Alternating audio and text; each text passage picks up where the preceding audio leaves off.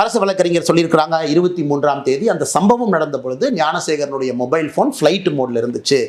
8:52 வரை நைட்டு அது ஃப்ளைட் மோட்ல இருந்துச்சு. உண்மைதான், அது ஃப்ளைட் மோட்ல தான் இருந்துச்சு. சிடிஆரும் அதைத்தான் சொல்லுது. நான் இன்னைக்கு தொடர் கேள்விகள் திமுக அரசு குறிப்பாக முதலமைச்சர்கிட்ட கேட்கிறேன். முதலமைச்சர் வீட்டில் பெண் குழந்தைகள் இருக்கிறாங்க. ஐயா மு.க. ஸ்டாலின் வீட்டில் பெண் குழந்தைகள் இருக்கிறாங்க. இன்னைக்கு அவர் நேரடியாக நம்ம கிட்ட சொல்ல வேண்டிய கடமை கட்டாயம் அவருக்கு இருக்கு. அந்த ஃபிளைட் மோட்ல இருந்து வெளியே வந்த ஞானசேகரனுடைய போன் 8:52க்கு பிறகு ஃபிளைட் மோட்ல இருந்து வெளியே வந்த போன் முதல் போன் கால் ஞானசேகரன் யாருக்கு பண்ணாங்கன்னா 8:55க்கு ஒரு காவல்துறை அதிகாரிக்கு தான் முதல் போன் காலே பண்றாரு.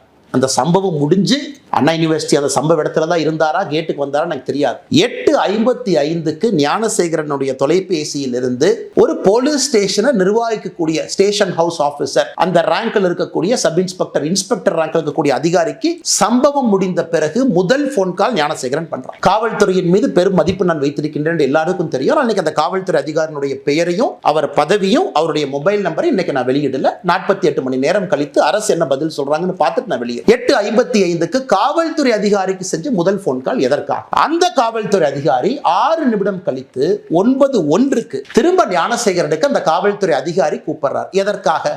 குற்றம் செஞ்ச பிறகு அக்யூஸ்ட் கூப்பிடுற முதல் ஆள் லோக்கல்ல இருக்கக்கூடிய ஒரு காவல்துறை அதிகாரி. விசாரிச்சீங்களா? காவல்துறை அதிகாரிக்கு என்ன ரிப்போர்ட்டிங் என்ன ஞானசேகரன் பண்றான்? குற்றம் செய்த பிறகு அது சார்ஜ் ஷீட்ல கொண்டு வந்தீங்களா? அதிகாரிக்கும் இவனுக்கும் இதுக்கு முன்னாடி ஏதாச்சும் தொடர்பா இருக்கா? ஏன் நான் திரும்ப திரும்ப கேட்கிறேன்னா, மே 14ஆம் தேதி ஞானசேகரன் மீது 2வது எஃப்ஐஆர் சிபிசிஐடி ரெஜிஸ்டர் பண்ணிருக்காங்க. December 23 offence first FIR. இது போன்ற இன்ன பெண்கள் பாதிக்கப்பட்டிருக்கின்றார்களா? அண்ணா யூனிவர்சிட்டியில் ஒரு கேஸ் மட்டுமா, இன்னும் மல்டிபிள் கேசஸா? இதே மோடஸ் ஆபரண்டியை பயன்படுத்தினானா?